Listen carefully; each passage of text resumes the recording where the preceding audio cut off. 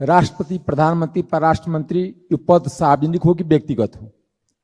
यदि सार्वजनिक पद हो तो कुनै देशको राजनयिक कुनै देशको डिप्लोमेट आउँदाखेरि जुन उपहार दिन्छ त्यो प्रधानमन्त्रीजी परराष्ट्र मन्त्रीजीको निजी हुन्छ कि त्यो देशको सम्पत्ति हुन्छ? किनकि उहाँ विदेश जाँदाखेरि देशको राज्यको जनता पे ट्याक्सको ढिप्टीबाट उपहार दिने र विदेशीले उपहार दिने उहाँको घर घरमा जम्मै पूर्व प्रधानमन्त्रीको घरमा जति प्रधानमन्त्रीको रूपमा उपहार दिएको छ उहाँको घरमा भेटिन्छ।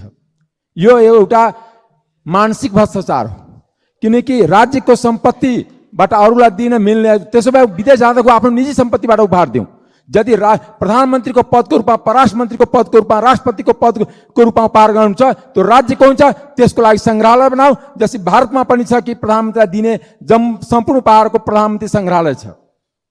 तर हाम्रो यहाँ के हुन्छ भने प्रधानमन्त्री बन्छ तर सबै उपहार आफ्नो निजी घरमा लग्छन्, परराष्ट्र मन्त्री आफ्नो निजी घरमा लग्छन्। यो परम्परा बन्द हुनुपर्छ।